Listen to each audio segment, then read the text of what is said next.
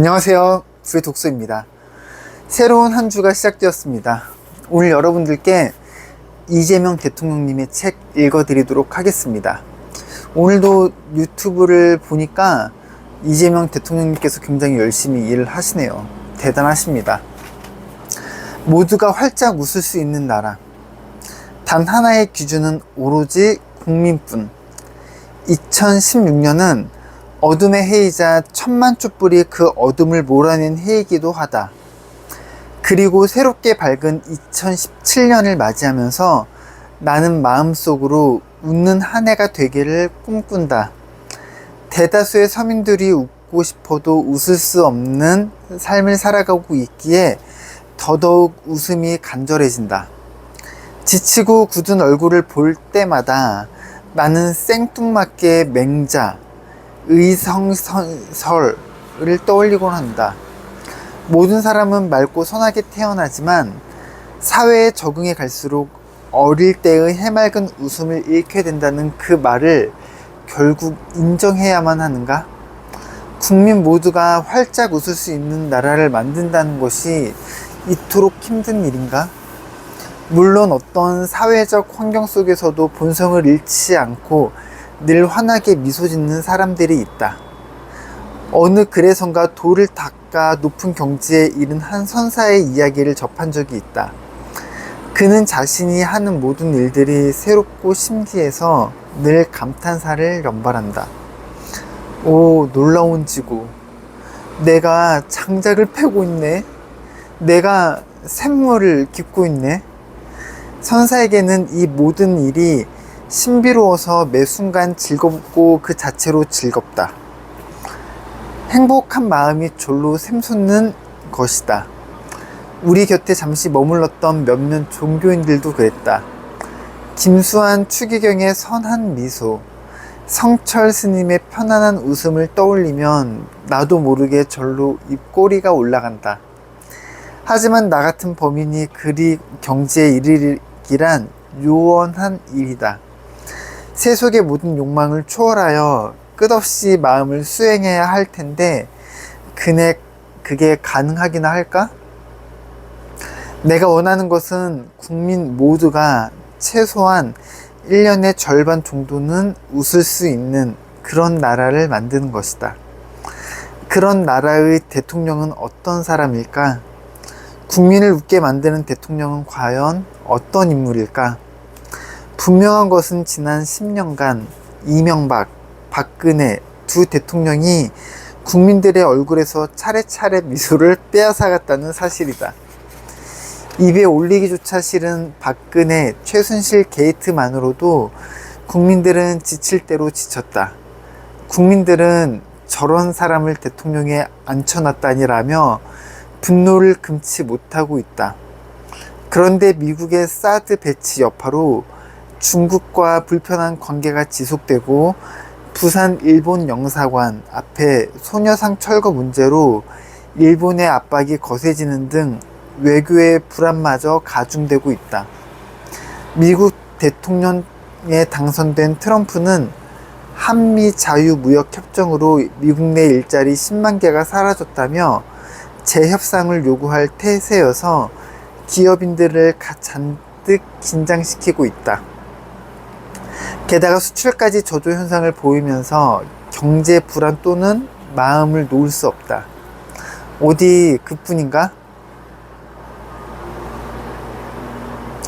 조류 인플루엔자 확산을 조기에 잡지 못해 3천만 마리가 넘는 가금류를 살처분하는 바람에 계란값이 급등하면서 덩달아 소비자 물가까지 치솟고 있다.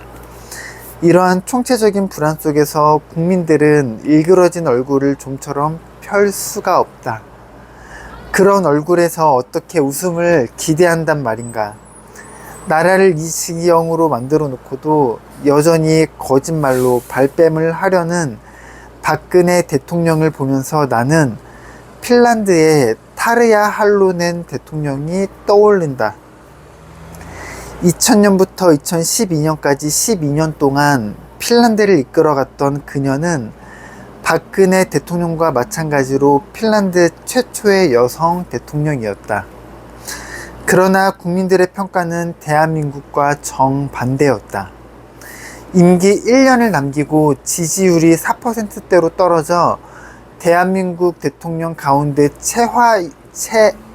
최하위를 기록한 박근혜와 달리 12년간 재임 기간을 마치고 물러날 당시 타르야 할로넨 대통령의 지지율은 무려 80%에 육박했다. 타르야 할로넨 대통령은 재임 기간 동안 핀란드를 국가 청렴, 국가 경쟁력, 환경 지수, 교육 경쟁력 등 거의 모든 분야에서 세계 1위 국가로 끌어올렸다. 이 기간 동안 핀란드의 국민소득은 36,000달러에 달했다. 핀란드 국민들 사이에서 그녀는 단순히 대통령이 아닌 무민맘마, 즉 국민엄마로 통했다. 기준을 하나로 정하면 판단이 명확해집니다. 나의 목표는 국민의 행복이고 따라서 내가 가진 단 하나의 기준은 국민입니다. 이것이 타르야 할로넨 대통령의 통치 철학이다. 사실 이 단순한 문장 하나가 정치의 모든 것이 녹아있다. 재임 시절 타르야 할로넨 대통령은 늘 웃는 얼굴로 국민 앞에 나타났고 그것이 국민과의 소통을 직렬로 연결하는 데 놀라운 효과를 가져왔다. 웃는 대통령을 보면서 국민들의 얼굴에도 웃음꽃이 만발했던 것이다. 지금의 우리에게 핀란드는 너무나 먼 나라 이야기 아닌가? 마음은 절대로 가난해질 수 없다. 우루과이의 호세 무히카 대통령 이야기도 빼놓을 수 없다. 호세 무히카 대통령의 학력은 고향에서 초, 중등 공립학교를 나온 것이 전부였다. 이후 그는 민중해방운동에 힘썼으며 한때 군부 정권에 의해 13년 동안 수감 생활을 하기도 했다. 2004년 2004년 우루과이 대통령에 당선된 그는 2010년 퇴임 후 현재까지 고향인 몬테비오에서 농사를 지으며 살고 있다. 그는 세계적으로 가장 가난한 대통령으로 알려져 있다. 나는 가난하지만 마음은 절대 가난하지 않습니다. 삶에는 가격이 없습니다. 부자들이야말로 가난한 사람들입니다. 왜냐하면 그들의 욕심은 끝이 없기 때문입니다. 가난한 사람들에게 필요한 건 동정이 아니라 기회입니다. 인생에서 가장 중요한 것은 물질이 아니라 삶을 누릴 수 있는 시간입니다. 이것이 그의 철학이다. 어린 시절부터 대통령이 될 때까지 그리고 퇴임 후에 고향으로 돌아가 아내와 함께 농사를 지으며 살고 있는 현재까지도 그는 자신의 소신과 철학을 지켜왔다. 스스로 말했듯이 평생 동안 가난하지만 마음은 절대 가난하지 않게 살아온 것이다. 1994년 하원 의원으로 정치를 시작한 호세 무히카는 이후 상원 의원, 농축산부 장관을 거쳐 대통령에 당선되었다. 대통령이 된 직후 그는 가장 먼저 고소득층에게 세금을 많이 받아내 가난한 사람들에게 집을 지어주는 주택 공급 사업을 시작했다. 부의 재분배야말로 국가가 가난을 극복하는 지름길이라는 것을 그의 생각이었다. 대통령 재임 기간 동안 그는 우루과이 법률에 의거해 다른 노동자들처럼 1년간 14개월치 월급을 받았다. 그러나 그는 자신의 월급 1만 달러 가운데 매월 87%를 꼬박꼬박 기부했다. 평소 검소와 청렴을 실천해온 그는 대통령 궁을 노숙인들에게 내주기까지 했다. 그 결과 유럽발 경제 위기에도 불구하고 우루과이는 매년 5.7%의 경제 성장률을 기록하는 등 놀라운 경제 성장을 이룩하며 국제적 관심을 끌었다. 우루과이 국민들은 호세 무히카 대통령을 페페, 친근한 할아버지라고 불렀다. 이 호칭이 딱 들어맞을 만큼 그의 얼굴에서는 대통령의 권위가 보이지 않고 마음씨 착한 할아버지의 웃는 모습이 느껴진다.